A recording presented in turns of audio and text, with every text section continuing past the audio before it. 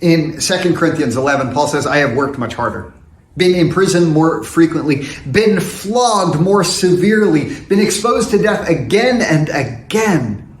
5 times I received from the Jews 40 lashes minus 1. 3 times I was beaten with rods. Once I was pelted with stones. 3 times I was shipwrecked. I spent a night and a day in the open sea. And he goes on. What do you think hurt the most? The rods? Maybe a particularly sharp stone caught him just right, or the floggings. I can't imagine enduring the pain that Paul endured. But I wonder if what hurt Paul the most is even on that list. At the end of Acts 14, Luke tells us of Paul and Barnabas' return to Antioch. From Italia, they sailed back to Antioch, where they had been committed to the grace of God from the work they had now completed. On arriving there, they gathered the church together and reported all that God had done through them and how he had opened the door of faith to the Gentiles. They stayed there a long time with the disciples.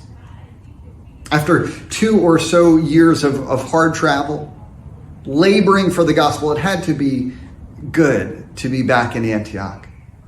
The scene of God's blessing on their initial ministry, the commissioning of the church that had laid hands on them, that no doubt regularly prayed fervent prayers for them. Paul and Barnabas reported all that God had done. There must have been services of praise and feasts of celebration.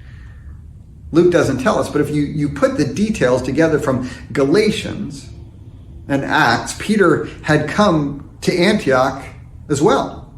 And in Galatians, Paul writes, when Cephas came to Antioch, I opposed him to his face, because he had stood condemned. For before certain men came from James, he used to eat with the Gentiles.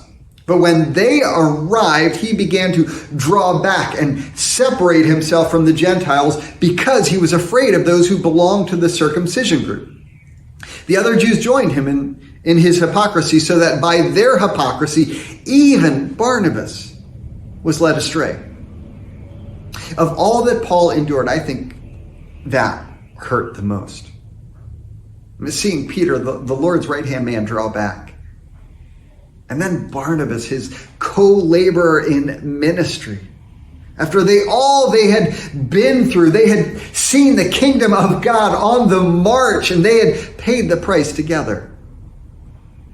Some scholars suggest, and who knows if this is true, that Barnabas' drawing back is what lay in the background of Paul and Barnabas' sharp disagreement. We don't know. What we do know is that this hurt, and the enemy was working behind their lines. Acts 15 verse 1 says, certain people came down from Judea to Antioch and were teaching the believers. Unless you are circumcised according to the custom taught by Moses, you cannot be saved.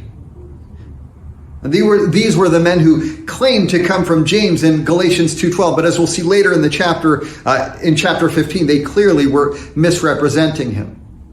But in the moment, that didn't matter. And so what does Paul do? Does he troll Peter on social media and then unfriend him? Did he start a new church or do a YouTube video about why Peter's a heretic? No. In Galatians, Paul says, when Cephas came to Antioch, I opposed him to his face because he stood condemned.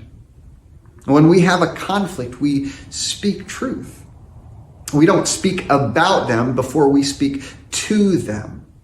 And one of the strongest indications of the rightness of Paul's tact was that in the case of Peter, Barnabas, and perhaps even James, he didn't push them into a situation where they became entrenched and hardened in their views. Ultimately, as we get to the Jerusalem Council, they had taken Paul's viewpoint as well.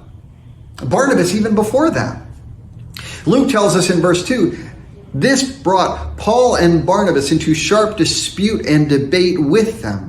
So Paul and Barnabas were appointed along with some other believers to go up to Jerusalem to see the apostles and elders about this question.